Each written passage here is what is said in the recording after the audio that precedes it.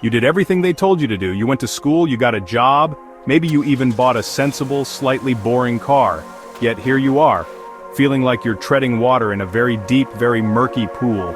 Or worse, you feel like you're sinking, slowly but surely. It's a familiar story, isn't it? Like a movie you've seen 1,000 times and you already know the ending isn't particularly great for the main character. That main character, by the way, is probably you. And it's millions of other people too, all feeling a bit stuck. The cycle is relentless. Your paycheck arrives, and before you can even say direct deposit, it's gone. Rent or mortgage payments devour a giant slice of your income pie, leaving you with just the crumbs. It's a non-stop grind, this modern life we're living. You're working harder than ever before, but that elusive finish line seems to be moving further and further away. So, what on earth are we going to do about this rather bleak picture? Well, the first thing we need to do is understand the trap itself. Let's talk about money, or, more accurately, the distinct lack of it for a lot of people. For decades, the underlying promise of the American system was pretty simple. You work hard, you play by the rules, and you'll get ahead. Your wages would go up steadily. You'd be able to afford a comfortable life, maybe even a small boat. But for many ordinary folks today, that promise feels like a dusty old relic from a bygone era. Wages for most people have barely budged in real terms for years and years. Yes, you might get a tiny, almost insulting raise, but then, you look at the prices of everything else. While your paycheck has been doing its best impression of a garden gnome, small and unmoving, the cost of everything essential has been on a non-stop rocket ship to the moon. Housing, through the absolute roof. Healthcare, don't even get me started, it's a national tragedy wrapped in a bureaucratic nightmare. Education? You practically need to sell a kidney, or maybe two, just to afford a degree. Even the simple act of putting food on the table now feels like a complex financial strategy game. Now, if your income isn't keeping up with the ever-increasing costs of, well, existing, how do you bridge that rather inconvenient gap? Ah yes, allow me to introduce our old and often unwelcome friend debt. Credit cards with interest rates that would make a loan shark blush, student loans that feel like a life sentence, mortgages that stretch out for decades, car loans for vehicles that depreciate the second you drive them off the lot. And let's not forget the insidious buy now pay later schemes for everything from a new sofa to a fancy new toaster. Debt has become a fundamental, almost unavoidable part of the American experience. It's marketed as a helpful tool, a convenient way to get what you need or want now, but it's also a very effective way to keep you tethered to the system, working endlessly just to pay it all back with interest. Let's zoom in for a moment on student debt, because it's a particularly cruel and unusual form of punishment. Walk into any large store or idly browse any online marketplace. Thousands upon thousands of products, so much choice. It's dazzling, isn't it? A veritable cornucopia of stuff. But is it real choice? Or is it just the carefully crafted illusion of it? You can choose between 50 different brands of sugary cereal, all essentially the same. You can pick from 100 different fast fashion tops that will likely fall apart after 3 washes. This apparent abundance, this endless parade of options, often masks a deeper lack of meaningful choice in other, more critical areas of life, like access to affordable healthcare, quality public education for everyone, or decent, affordable housing. It's a carefully curated spectacle designed to keep us busy buying things we don't need. We are bombarded, day in and day out, from the moment we wake up until the moment we go to sleep, with messages telling us to buy more stuff. Advertisements are absolutely everywhere. They're on our phones, interrupting our videos. Welcome to the glorious digital age where your attention, your very focus, is the most valuable commodity up for grabs. Those sleek smartphones we all carry around, glued to our hands, they're not just convenient communication devices, they're expertly designed attention traps, engineered by very smart people to be as addictive as possible.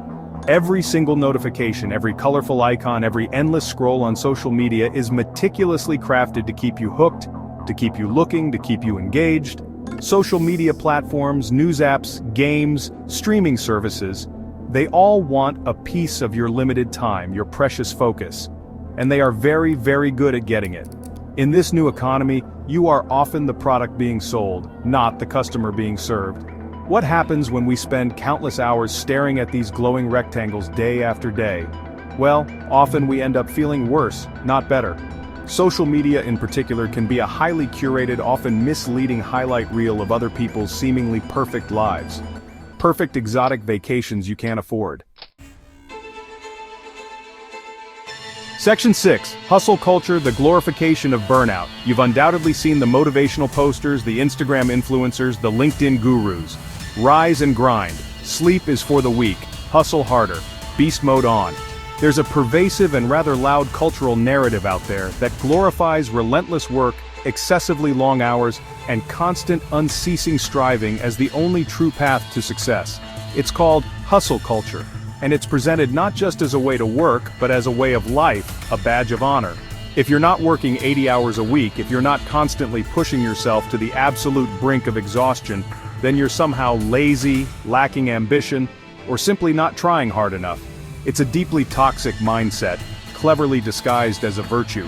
What's the actual, real-world result of this endless, celebrated hustle? It's burnout. It's chronic anxiety. It's widespread depression. Section 7. The system's beneficiaries. Who's really winning? If millions feel trapped and underpaid, who benefits? Follow the money. Large corporations in finance, tech, and pharma see record profits. Wages stagnate while wealth funnels upwards. Policies and regulations shape this system. Lobbying groups influence these policies. The rules favor the wealthy and powerful.